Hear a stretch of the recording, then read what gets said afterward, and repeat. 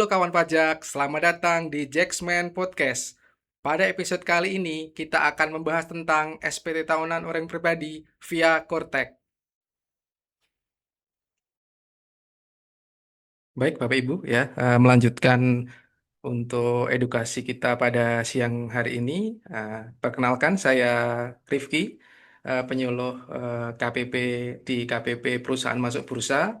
Untuk bagian kali ini, kita akan bersama-sama ya belajar mengenai tata cara pelaporan SPT tahunan PPh wajib pajak orang pribadi, khususnya untuk orang pribadi yang statusnya karyawan ya. Tadi sudah disampaikan oleh Bapak Mustaqim terkait aktivasi akun dan pembuatan sertifikat elektronik pada Cortex. Nah, ini adalah langkah lanjutan yang harus Bapak Ibu lakukan terkait pelaporan SPT tahunan orang pribadi Cortex ya. Jadi memang SPT tahunan orang pribadi untuk Cortex ini baru pertama kali digunakan tahun ini ya.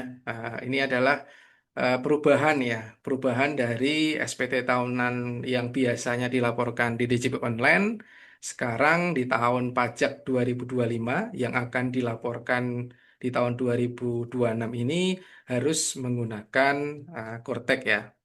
Jadi tata caranya adalah sebagai berikut. Ya. Nah, di sini kita akan bersama-sama melihat soal ya, soal terkait pelaporan SPT tahunan orang pribadi dan dalam jangka waktu kurang setengah jam ya, 30 menit kita akan belajar bersama-sama, nanti akan dilanjutkan dengan sesi tanya jawab ya. Ini soal soal latihannya untuk SPT tahunan pribadi. Dapat dilihat di layar, di sama-sama kita lihat itu adalah orang pribadi yang bekerja pada satu pemberi kerja, kemudian mendapatkan penghasilan bruto, ya. Di situ eh, di soalnya adalah dari 530 juta, 533 juta 500.000 rupiah ya. Dan untuk PTKP-nya adalah statusnya adalah TK0, kemudian memiliki harta, hutang, dan ada PPh yang dipotong atau dipungut pihak lain ya. Tentunya nanti ada perbedaan mendasar ya ketika pelaporan menggunakan DJP online dan Cortex ini. Ya, ya. Untuk yang pertama, untuk tahap satu pada pelaporan SPT tahunan adalah login dan persiapan bukti potong. Untuk login tadi sudah ya, apa namanya tahapan-tahapannya, dan kita adalah mempersiapkan untuk bukti potong. Ya. Tampilan login pertama kali adalah seperti ada yang di layar ya. Itu terdiri dari nomor satu adalah ID penggunanya. Ini silakan diisikan dengan NIK ya, NIK. Jadi tidak menggunakan NPWP yang lama, tapi menggunakan NIK. Kemudian yang poin kedua adalah masukkan kata sandi. Password Cortex itu nanti berbeda dengan password yang DJP online. Kemudian silahkan pemilih nomor tiga adalah lakukan pemilihan bahasa. Nomor empat adalah pilih CAPTCHA dan nomor lima adalah lakukan login. Ya. Untuk persiapan bukti potong itu adalah di poin 6 ya. Di poin 6 di menu portal saya. Kemudian ada di menu submenu ya, submenu dokumen saya. Wajib pajak dapat mengunduh bukti potong yang sudah diterbitkan oleh pemberi kerja. Jadi ketika pemberi kerja membuat bukti potong A1, otomatis dokumennya akan masuk pada menu dokumen saya, yaitu nanti bisa diunduh dalam format PDF. Ya, tampilannya seperti ada yang di layar di poin 8 ya. Jadi bukti potong itu masuk semua ya di menu dokumen saya. Baik bukti potong A1 atau mungkin kalau ada bukti potong dari pihak lain ya. Jadi masih di tahap persiapan bukti potong. Ya, silakan pilih unduh ya. Di nomor poin 11 pilih unduh untuk mengunduh bukti dokumen bukti potong BP A1-nya masing-masing ya. Di situ sudah tersaji secara pre-populated oleh sistem Cortex. Jadi lebih memudahkan Bapak Ibu dalam mengunduh atau mendapatkan bukti potong yang telah diterbitkan oleh pemberi kerja. Nah, tampilan bukti potongnya seperti ada yang di layar ya tampilannya. Seperti ada yang di layar, itu bukti potong A1 yang saat ini disajikan pada sistem Cortex ya. Tampilannya berbeda dengan bukti potong A1 yang sebelumnya diperoleh Bapak Ibu ketika eh, masih pelaporannya menggunakan laman DJP online. Ya. Kemudian di tahap kedua masih di SP tata cara penyampaian SPT tahunan PPA orang pribadi adalah pembuatan konsep SPT ya, pembuatan konsep SPT. Untuk tahap pembuatan konsep SPT itu ada di menu surat pemberitahuan, submenunya surat pemberitahuan ya. Pilih apa di poin 1 dan poin 2. Kemudian masih di tahap pembuatan konsep SPT akan tampil poin 3 dan poin 4 ya. Ditampilkan poin 3 dan poin 4. Untuk poin 3 eh, pastikan sudah memilih ya, memilih menu konsep SPT. Kemudian di poin 4 silahkan pilih buat konsep SPT. Ya, selanjutnya di poin 5 dan poin 6 masih di tahap pembuatan konsep SPT. Di poin 5 adalah pilih jenis SPT PPH orang pribadi. Kemudian di poin 6 silahkan memilih tombol lanjut. Ya, kemudian masih di tahap persiapan ya, di tahap persiapan. Kemudian kita beralih ke tahap pembuatan konsep SPT ada di poin 7, 8 dan poin 9. Untuk poin 7 adalah pilih jenis periodenya adalah SPT tahunan. Kemudian di poin 8 pilih periode dan tahun pajaknya adalah Januari 2025 sampai Desember 2025. Kemudian silakan pilih tombol lanjut. Ya, selanjutnya adalah di tahap pengisian SPT. Di poin 10 itu ada silahkan wajib pajak memilih lambang pensil ya. Memilih lambang pensil untuk melakukan pengisian SPT ya. Di lambang pensilnya ya. Kemudian di tahap yang ketiga adalah tahap pengisian induk SPT, terutama untuk di bagian A sampai dengan bagian C ya. Sampai dengan bagian C ini sudah memasuki tahap yang ketiga. Ya, di tahap yang ketiga ini tampilan induk SPT seperti yang ada di layar ya. Di situ tertulis SPT tahunan, pajak penghasilan, PPH wajib pajak orang pribadi ya. Di poin 11 yang harus kita cermati bagi wajib pajak OP karyawan ya. Nah, di sini kan sebagai pegawai swasta, PNS, silakan memilih sumber penghasilan yaitu pekerjaan di poin 11. Kemudian di poin 12 untuk metode pembukuan atau pencatatan silahkan pilih pencatatan ya. Dan secara defaultnya formulir yang pertama kali tersedia pada konsep SPTOP adalah induk dan lampiran L1 secara defaultnya. Kemudian pada bagian header itu terdiri dari isian tahun pajak, periode, dan status SPT-nya akan otomatis terisi oleh sistem. Ya, kemudian di Indo bagian A itu merupakan identitas dari wajib pajak ya.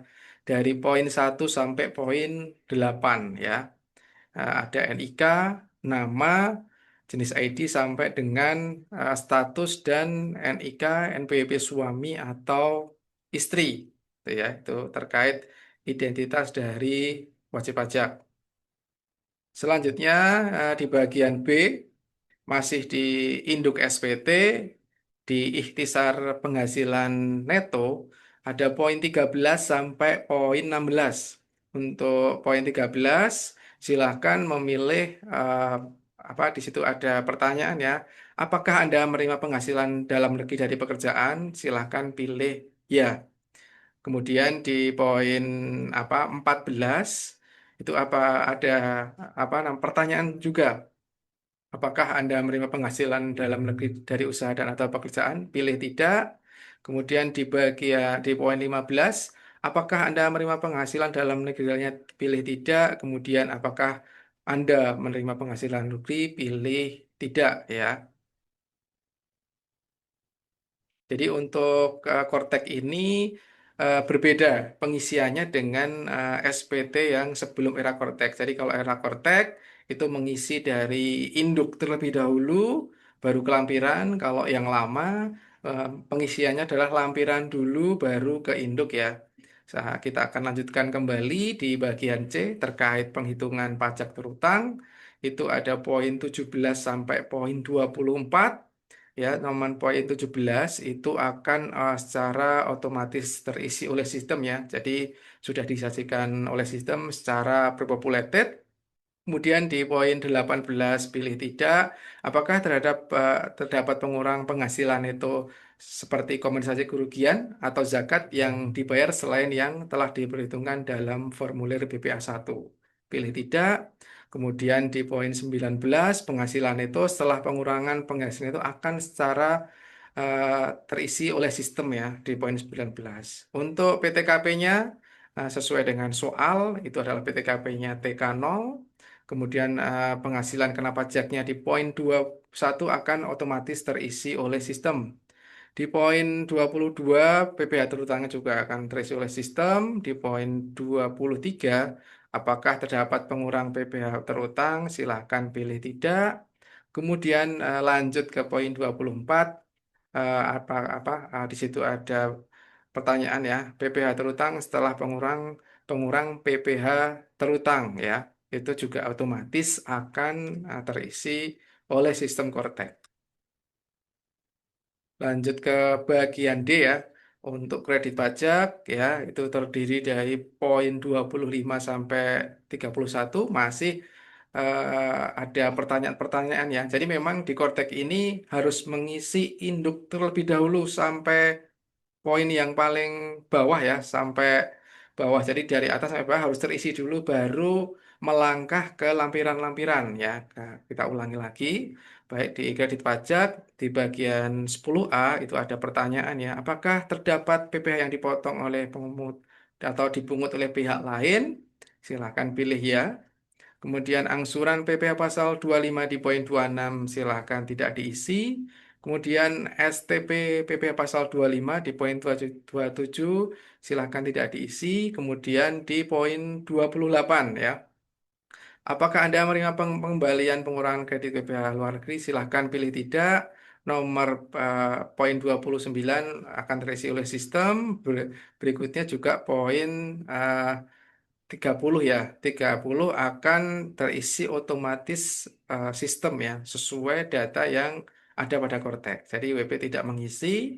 Kemudian di poin 31 itu juga akan terisi oleh sistem terkait PPh yang masih harus dibayar. Ya, untuk selanjutnya di poin F dan poin G itu terkait pembetulan atau permohonan pengembalian ya, pembetulan atau permohonan pengembalian. Itu bagian F akan terisi jika SPT tahunan adalah kurang bayar atau lebih bayar ya di poin F. Kemudian di poin G induk bagian G akan dilengkapi ya jika status SPT tahunan adalah lebih bayar ya dan mengajukan pengembalian PPh lebih bayar ke Direktorat Jenderal Pajak ya. Nah, sesuai dengan contoh kasus bagian ini akan dilewati ya dilewati.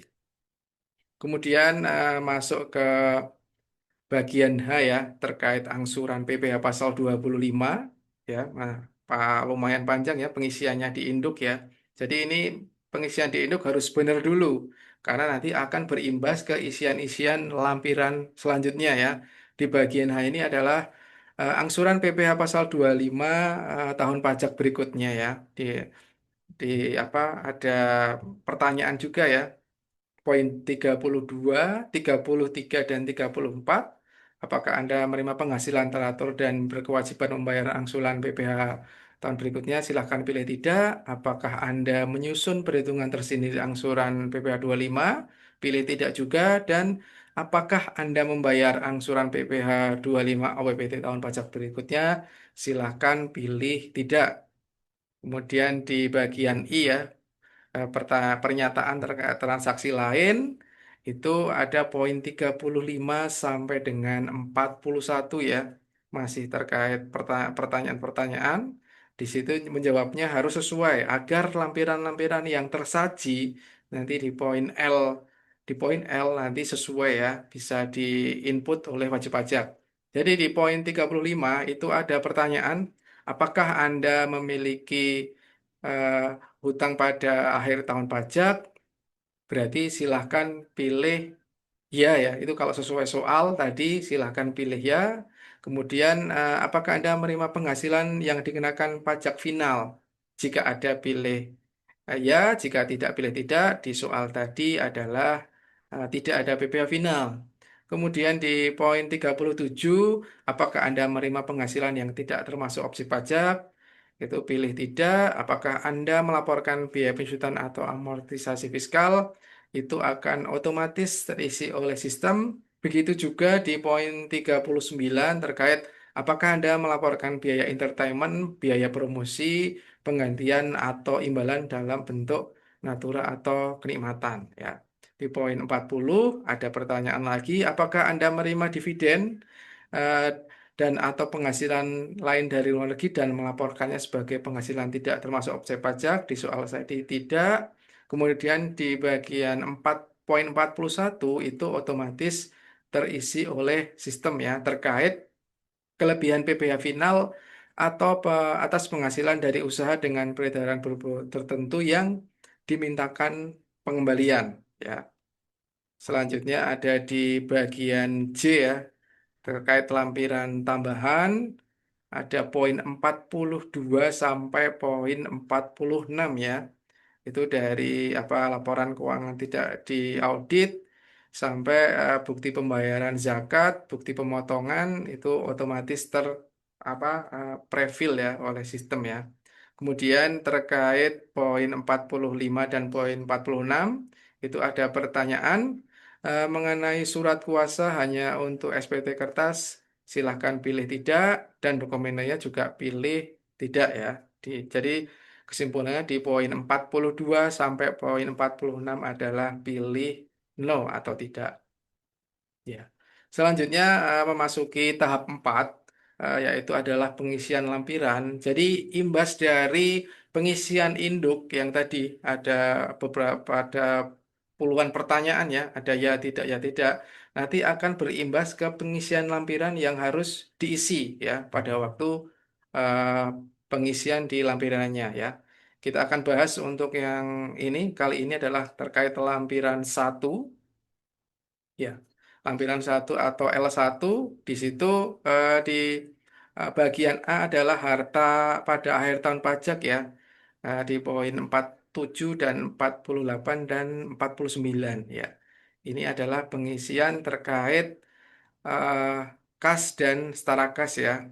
Jadi petunjuknya adalah jadi ketika untuk wajib pajak yang memiliki harta maka harus mengisi poin ini ya, poin satu untuk kas dan setara kas ya. Pengisiannya di poin 7 silahkan pilih tambah, kemudian klik tanda pensil dan di nomor atau poin 49 jika akan menghapus misalkan ada kesalahan dalam pengisian ya, masih bisa dihapus. Untuk selanjutnya terkait detail dari pengisian kas dan setara kas itu terdiri dari poin 50 sampai dengan 58 ya.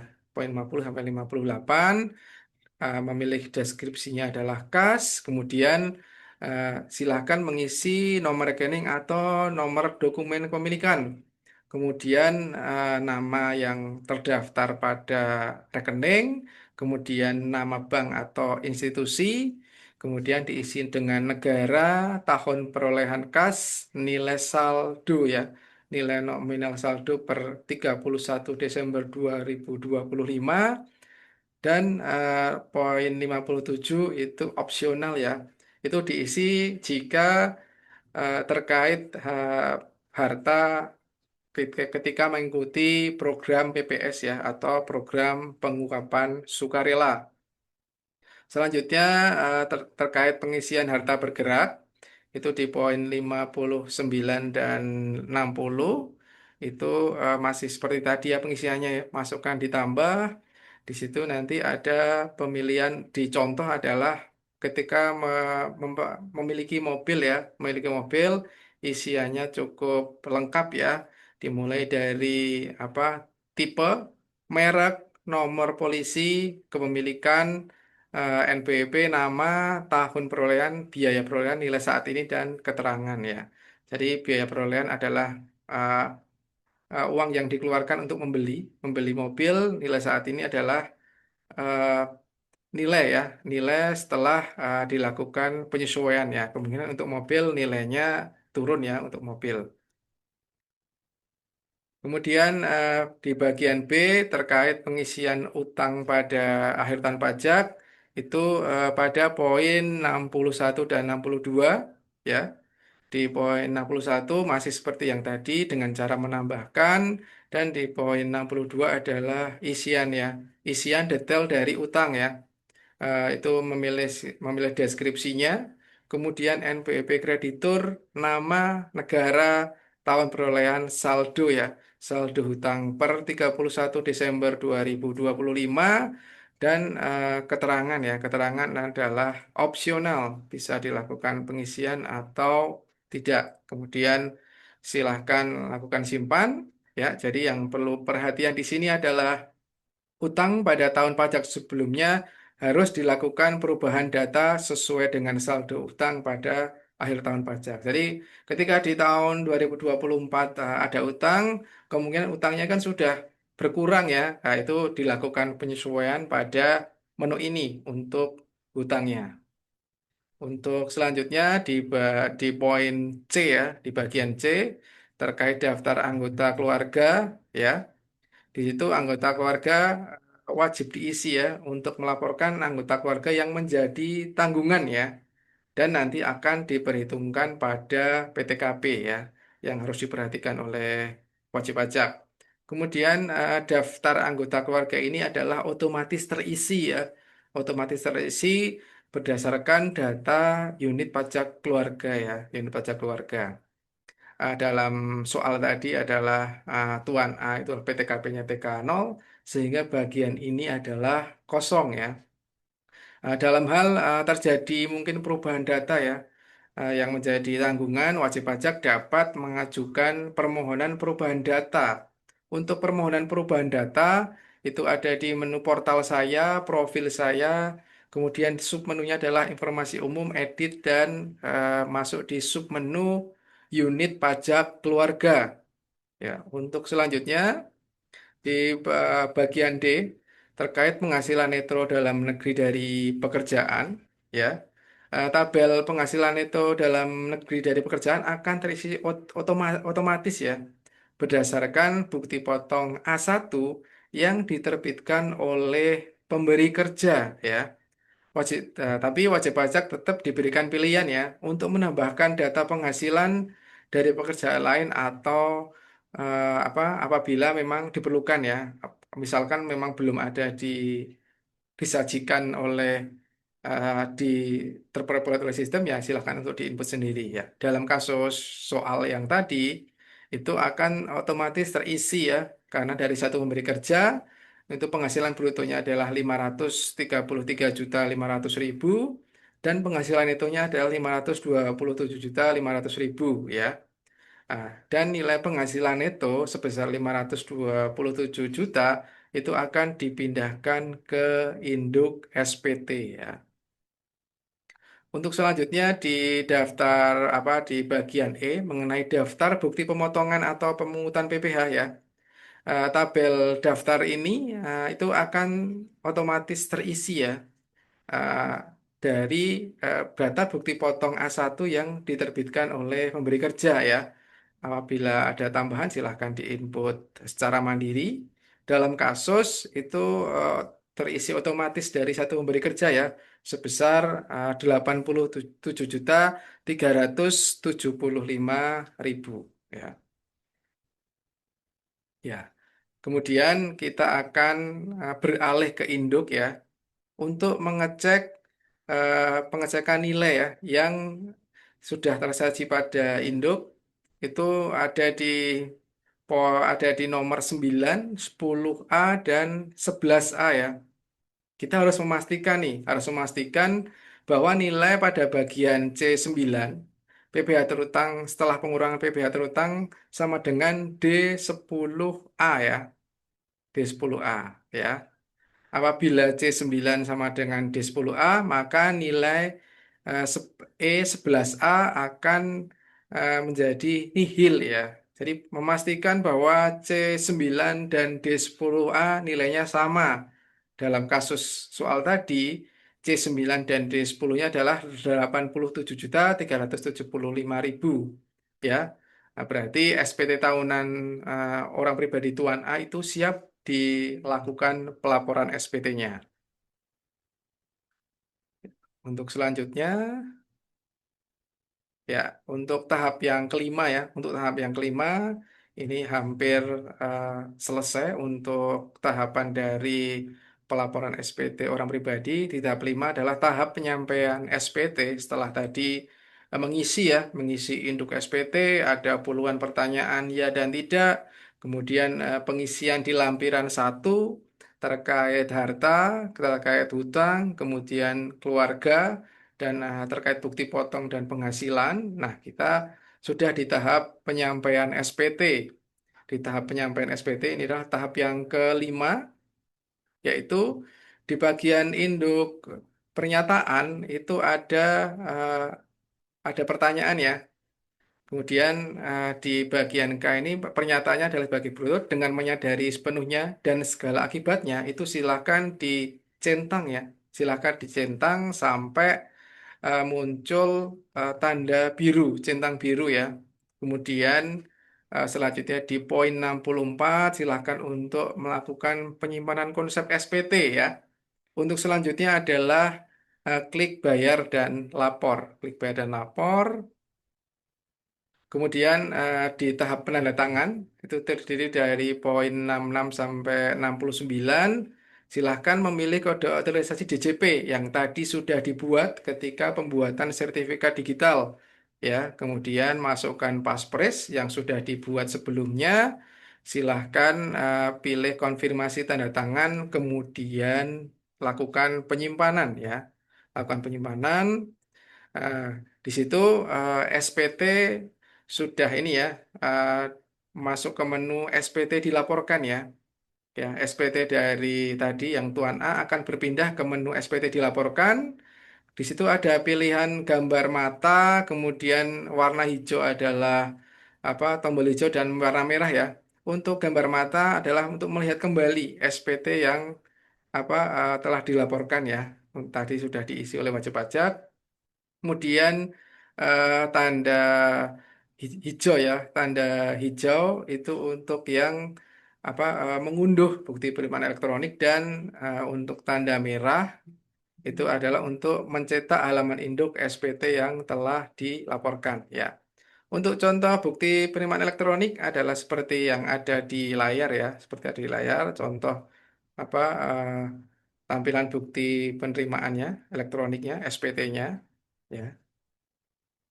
Ya, untuk materi sepertinya sudah selesai ya tadi yang diawali dengan apa eh, aktivasi akun, pembuatan sertifikat digital dan tahapan-tahapan dalam pengisian SPT orang pribadi khususnya untuk SPT orang pribadi karyawan ya. Semoga bisa berjumpa kembali ya di acara sosialisasi selanjutnya dan ada pesan dari pimpinan kami kepada wajib pajak kepada para wajib pajak untuk segera melaporkan SPT tahunan orang pribadi tahun 2025 menggunakan Kortek Jika memang ada apa kesulitan ya atau ada apa yang pengen dimengerti lagi, silakan datang ke KPP yang terdaftar atau bisa ke KPP yang terdekat ya. Akhir kata, selamat sore. Wassalamualaikum warahmatullahi wabarakatuh.